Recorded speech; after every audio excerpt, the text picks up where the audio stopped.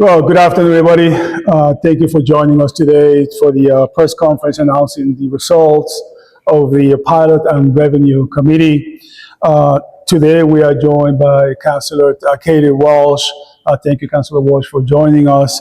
I would like to say that one of the committee members who's unable to be here, Jay Latorre, his mother passed away over the weekend.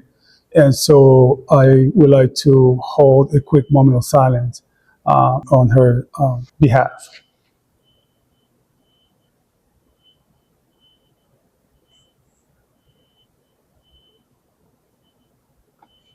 Thank you. Very well. Committee member Karen Lee also sent her regrets. She has other just work commitments and wasn't able to be here today, but I want to acknowledge that both Jay Latorre and Karen Lee has been instrumental part in this committee. So should we get into it? All right, so thank you for joining us. All of you should have gotten the media kit. In January of 2024, the Springfield City Council President Michael Fenton created a pay me in lieu of two taxes, also known as the Pilot New Revenue Committee, per my suggestion. Council President Fenton appointed me as the chair of the Pilot Revenue Committee. In turn, appointed Jay Latorre and Karen Lee as the resident appointees to the committee.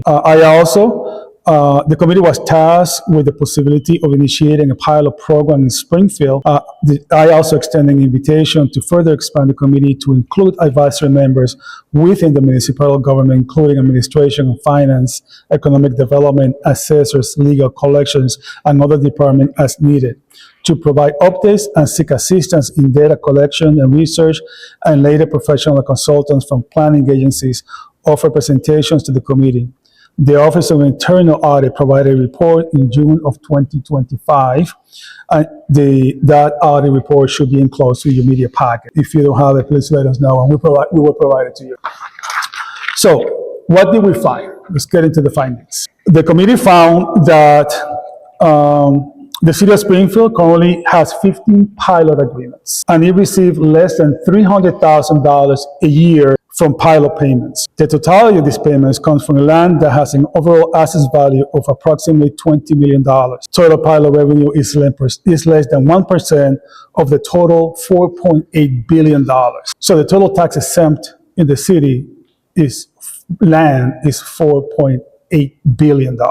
Of that, the City of Springfield itself owns 40%. 60% is owned by other institutions, such as education, housing authority, federal, state, hospitals, and colleges. This means that Springfield has a less total area from which to generate tax revenue. This is a direct quote from the Office of Internal Audit report, and you can find that on page 3. Residents of the City of Springfield pay one of the highest property taxes in the state, when compared to the 10 largest cities in the state. Springfield also has one of the highest commercial property taxes rates in the state. Only Holyoke, North Haddam, and Pittsfield typically exceed Springfield in terms of this rate.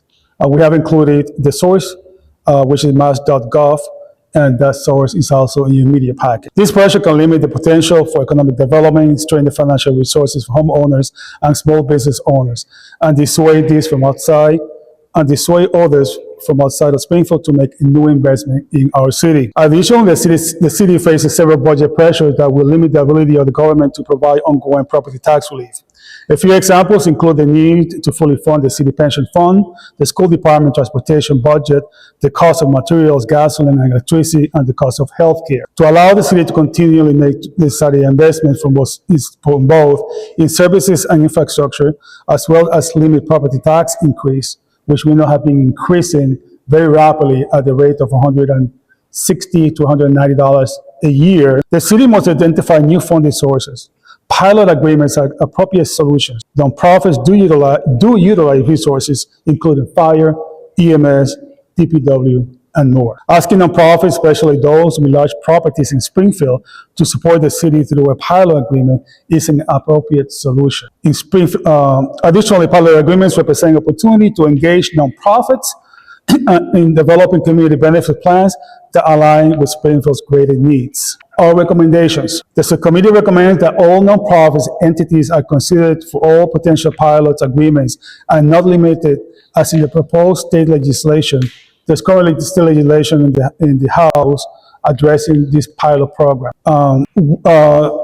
with over 15 million in assets value. Additionally, the city of Springfield should be strategically negotiate pilot agreements with its colleges and hospitals, despite the high public payer status. We do know that the hospitals are going through a hard time right now, but they're also on the college, but they are our partners, and the city needs money. And when you need help, when friends need help, friends step up. And we do consider the colleges and the hospital to be our strategic partners, and we do need that. The subcommittee recommends utilizing the outside resource of the Collins Center to help develop pilot policy and the Loan Institute to perform necessary research on area hospitals to assist with the negotiations process. Both of these organizations made presentations to the Pilot Revenue Committee, and you can find that through Focus Springfield, those meetings. I want to point out that we're also recommending that we hire this institution at a cost of $40,000.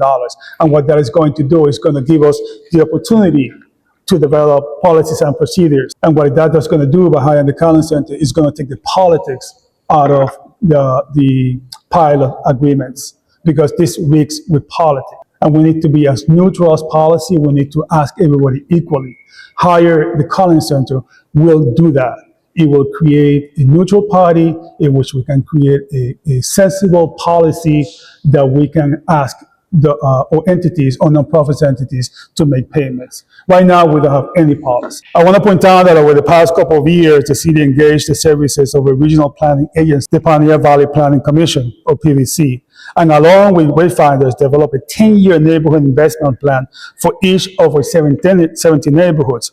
The purpose or goal of the effort is to guide investment and long-term planning. The city of Springfield allocated $746,000 of ARPA money, hiring outside planning agency offered the expertise and the hours needed to focus on one project, which will not yield direct revenue to the city. What we're asking is $40,000 to hire the Collins Center to yield a potential $20 million in revenue to the city. $20 million of potential new revenue could come into the city with a pilot policy and engaging the nonprofits for pilot programs. To augment the others, we incorporated along with recommendations by the pilot and new revenue source subcommittee of the Springfield subcommittee recommends that the mayor of the city work with the pilot and new revenue subcommittee and appropriate funding for these two agencies. In recap, the value of the pilot agreements. Without the new revenue, the residents and small businesses will continue to see their own property taxes increase every year. The pilot agreement will also, and pilot policies will also give us opportunity to highlight our nonprofits as strategic partners, good press and goodwill. And again, I emphasize the nonprofits are our strategic partners, and we need their help. It will also give opportunity for the community to learn about services that nonprofits are providing and encourage them to focus on investment that best help Springfield. This will also create new and consistent revenue for the city of Springfield to support both investment and tax relief. As Springfield continues to lose federal and state funds in this uncertain political climate, and to thrive, we're asking everyone benefits from city services to partner with us, because we can run the city without a volunteer tax base. In your media packet, you will also see more information. And those are the findings and the recommendations that we have made from this pilot revenue committee. And before I open to a Q&A, I will turn it over to Councillor Wall. Thank you, Councillor Davila. I'm here to support the committee. I think they've done a wonderful job. They've done a lot of work. They put a lot of effort into it. And as they said in their report, in the uncertain times, I think it's prudent to look at other sources of revenue for the city of Springfield. I think more work needs to be done, and we need council approval. But I think it's time for us to look at new sources of revenue. And I think all this information will be very helpful in convincing people that there are other ways to raise funds. So I wish them good luck. Thank you, Councillor Walsh. Very well. Any questions? If this would go in front of the council next time. So I have contacted the, first I contacted President Council Fenton. I do look forward to give a formal presentation to the City Council. And so right now we are engaged with the mayor in discussion as to what's the best avenue of creating a pilot and revenue policy. We are at the very least in agreement of that, but we are in continuing discussion as to what is the best method to do so. Any other question? Actually, pay in lieu of taxes. I mean, you have to have much success about it. I would like to highlight that the mayor of Holyoke has undergone the same process, and he is getting results. In Holyoke, they hired the Collins Center, they created a tax policy, and you know what's happening, Jeanette? The nonprofits are coming and they're sitting at the table and they're talking. Right now in Springfield, we don't even have a table. We don't even have a policy. So these are the first steps. So if it has been successful in Holyoke, I know that it can be successful in Springfield. We just have to have the vision and the courage to do so. So yes, I think it will be very successful. And honestly, if they say no, you know what we do? We ask again. And honestly, if they say no, you know what we do? We ask again. And if they say no again, we ask again. We keep asking because we do money in the city of Springfield. We live in certain times. The state, it's believe, is going to be losing $3.7 billion, give or take.